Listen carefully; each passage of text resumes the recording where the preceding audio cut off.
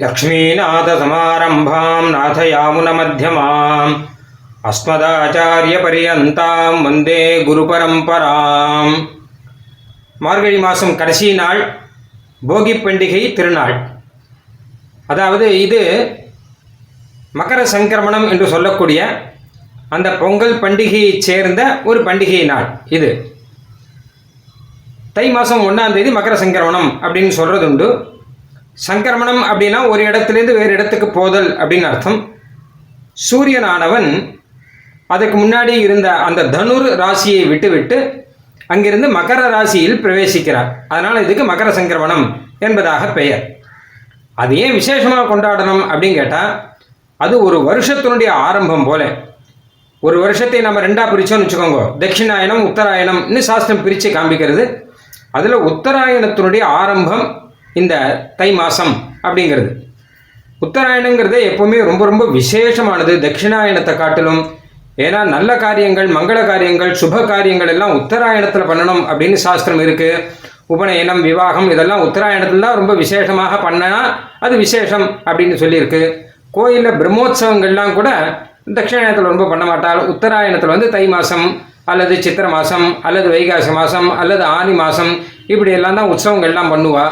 அதனால் பல விதங்களில் பார்த்தா சாஸ்திரங்களில் உத்தராயணம் விசேஷம்.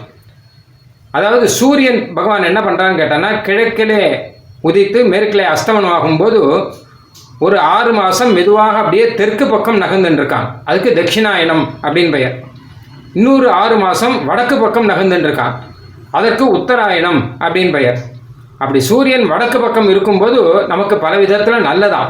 அதனால் உத்தராயணத்தை சிரேஷ்டம் அப்படின்னு சொல்லி அதில் நல்ல காரியங்கள்லாம் பண்ணணும் என்பதாக சாஸ்திரங்களில் எழுதி வைத்திருக்கிறார்கள். அந்த ரீதியில் பார்த்தா அந்த உத்தராயணம் இப்போ நமக்கு ஆரம்பம். அதனால் கல்யாணம் முதலான சுப காரியங்களுக்கான ஒரு ஆரம்பத்தை குறிக்கக்கூடிய ஒரு அற்புதமான நாள் இது, இந்த பொங்கல் திருநாள் அப்படிங்கிறது. அந்த உத்தராயணம் தேவர்களுக்கு அது ஒரு நாள் ஆரம்பம். அதாவது நம்மளுடைய ஒரு வருஷங்கிறது தேவர்களுக்கு ஒரு நாள். அதில் அன்றைக்கி பகல் ஆரம்பம், அப்போ தான் சூரியோதயம் ஆரம்பம் அப்படிங்கிற ஒரு நாளுடைய ஆரம்ப தினம் அது. அதனால் அந்த தினத்தில் இந்த உத்தராயணத்திலே நம்ம வாழ்விலே நல்ல வளங்கள் எல்லாம் நன்னா பொங்க வேண்டும் என்பதற்காக பொங்கல் பண்ணி சமர்ப்பிக்கிற வழக்கம். அந்த சமயத்திலாம் புது நெல் வந்திருக்கும். தட்சிணாயணத்தில் நன்னா பயிர்கள்லாம் நன்னா வளர்ந்து உத்தராயணத்துக்கு முன்னாடி தான் நமக்கு புது அரிசியெல்லாம் கிடைக்கிற வழக்கம். அதனால் அந்த புது அரிசியை எடுத்து அது பெருமாளுக்கு சமர்ப்பித்தல் அப்படிங்கிறது அந்த பொங்கல்ங்கிறது. அது நன்னா பொங்கி வந்தால் நம் வாழ்வும் வளமும் நன்றாக சிறப்பாக சிறப்பு பொங்க நன்றாக இருக்கும் என்பதாக சொல்வதுண்டு. இது சாஸ்திரத்திலையும் சொல்லியிருக்கு. இந்த விஷயத்தை பற்றி சாஸ்திரத்தில் சொன்னது மாத்திரம் இல்லாமல் லோகத்திலையும் ரொம்ப பிரசித்தமாக நிறையா பேர் பண்ணிட்டு இருக்கார்கள். திருமாலிரின் சோலை மலையை பற்றி பெரியாழ்வார் அழகான ஒரு பாசுரம் ஒன்று சாதிச்சிருக்கார். அங்கே இருக்கக்கூடிய குறவர்கள் எல்லாம் புதுசாக ஏதாவது அரிசியோ இல்லை தினையோ ஏதாவது வந்தால் முதல்ல அதை பொங்கல் வைத்து அதை கள்ளழகருக்கு அதை சமர்ப்பித்து பல்லாண்டு பல்லாண்டு என்பதாக பல்லாண்டு பாடுவார்களாம். புனத்தினை கிள்ளி புது அவி காட்டி உன் பொன்னடி வாழ்க என்று இனக்குறவர் புதியது உண்ணும் எழில் மாலிரிஞ்சோலை எந்தாய் என்பதாக சாதிக்கிறார். ஆக இந்த ரீதியிலே சாஸ்திரியமாகவும் லௌகிகமாகவும் இந்த பொங்கல் சமர்ப்பது என்ற வழக்கம் உண்டு. இதை சாதாரணமாக சூரிய பகவானுக்கு சமர்ப்பிப்பார்கள். ஏன்னா சூரியன் தானே நமக்கு வெளிச்சத்தை கொடுக்குறான், சூரியன் தான் மழையை கொடுக்குறான், சூரியன் தான் வெயிலை கொடுக்குறான். இதெல்லாம் இருக்கவே தான் நமக்கு நல்ல ஆகாரங்கள்லாம் கிடைச்சின்னு இருக்கு அப்படின்னு. ஆனால் உண்மையில் சூரியனுக்கும் அந்தரியாமையாக சூரிய மண்டலத்துக்குள்ளே இருக்கக்கூடிய சூரிய நாராயண பெருமான் அவனுக்கு சமர்ப்பிப்பது விசேஷமானது. அதனால தான் நம்ம பெரியவர்கள்லாம் ஆற்றுல இருக்க பெருமாளுக்கே சமர்ப்பிக்கிறார். ஏன்னா அந்த சூரிய நாராயண பெருமான் தான் இங்கே இருக்கானா. சயஷ்டாயம் புருஷே எஷ்ட அசாபாதித்தே சயேகான்னு வேதம் சொல்லியிருக்கு. சூரிய மண்டலத்தில் இருக்க புருஷன்தான் உன்னுடைய ஹிருதயத்துக்குள்ளே இருக்கான். அவன் தான் ஆற்றுலையும் இருந்துருக்கான். அதனால சூரிய நாராயண பெருமானாக அந்த பெருமானை பாவித்து அவனுக்கு பொங்கல் பண்ணி சமர்ப்பிப்பது அப்படின்னு ஒரு வழக்கம் வைதிகமாக பெரியவர்கள் எல்லார் ஆகத்திலையுமே இந்த வழக்கம் உண்டு. அப்படி உத்தராயணத்தை நாம் வரவேற்க வேணும் இல்லையா? அந்த வரவேற்கக்கூடிய நாள் தான் முன்னாள் போகி பண்டிகை அப்படிங்கிற நாள்.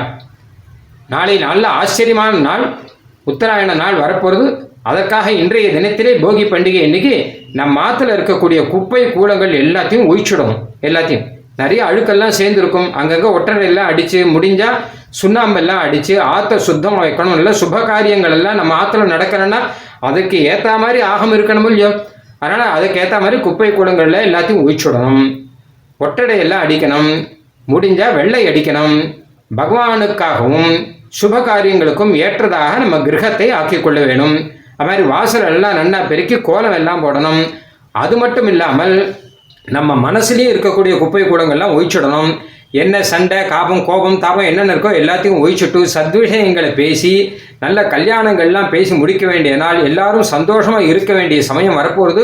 இந்த உத்தராயண காலத்திலே நிறைய சுப நிகழ்ச்சிகள்லாம் கிரகத்திலையும் நடக்கணும், கோயில்கள்லையும் நடக்கணும், கிராமங்கள்லையும் நடக்கணும். அதனால் மனசில் இருக்கிற கோபதாளங்கள் எல்லாத்தையும் மறக்கணும். அதை காண்பிப்பதற்காக அகத்தில் இருக்கக்கூடிய குப்பை கூடங்கள் எல்லாவற்றையும் ஒழித்து நாம் இந்த போகி பண்டிகை கொண்டாடுகிறோம்.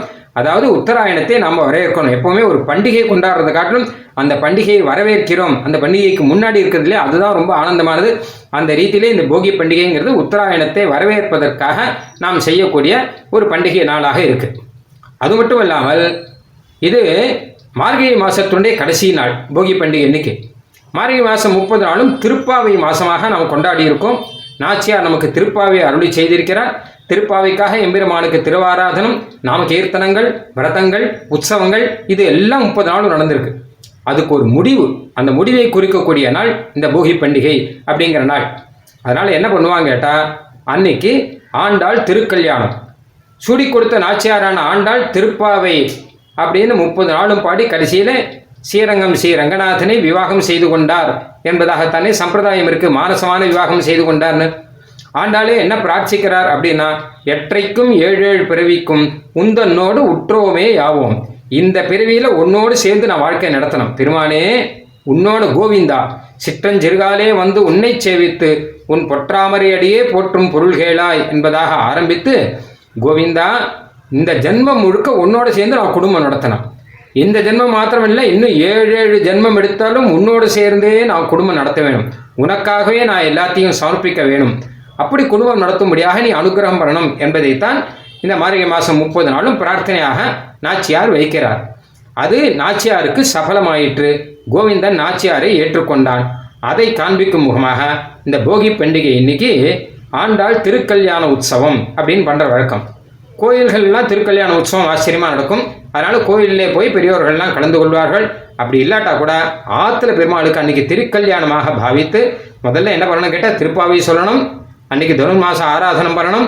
இந்த பாசுரத்தை குறிப்பாக அன்றைக்கி சொல்ல வேண்டும். எற்றைக்கும் 7 பிறவிக்கும் உந்தன்னோடு உற்றோமேயாவோம், உனக்கே நாம் ஆட்செய்வோம், மற்ற இனங்காமங்கள் மாற்று. வேறு ஆசை எங்களுக்கு என்னென்ன இருக்கோ அதை எல்லாவற்றையும் மாற்றிவிடு. உன்னோடு சேர்ந்து இருக்க வேணும் என்பதுதான் எங்கள் வாழ்க்கையினுடைய லட்சியமாக எங்களுக்கு இருக்க வேணும் என்பதாக கோவிந்தனிடம் பிரார்த்திக்கக்கூடிய அற்புதமான ஒரு பாசுரம்.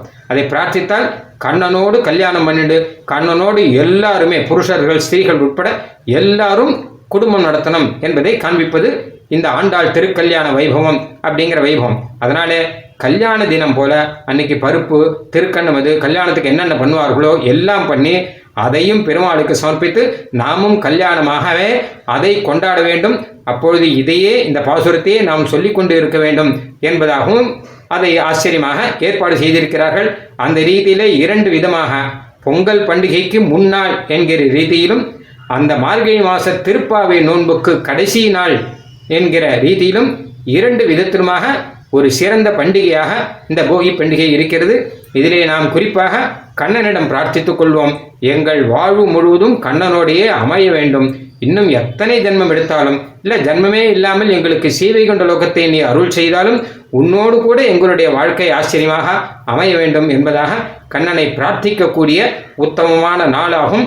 அதைத்தான் போகி பண்டிகை என்றாக கொண்டாடுகிறோம். பண்டிகைனா இதை தவிர வேற என்ன பண்டிகை? எம்பெருமானுக்கு நாம் ஆட்பட்டு இருப்பது தானே உத்தமமாக நாம் கொண்டாட வேண்டிய விஷயம். அதனால இந்த போகி பண்டிகை சிறந்த பண்டிகையாக இருக்கிறது. ஆழ்வார் எம்பெருமானார் தேசிகன் சூடு கொடுத்த நாச்சியார் திருவடிகளே சரணம்.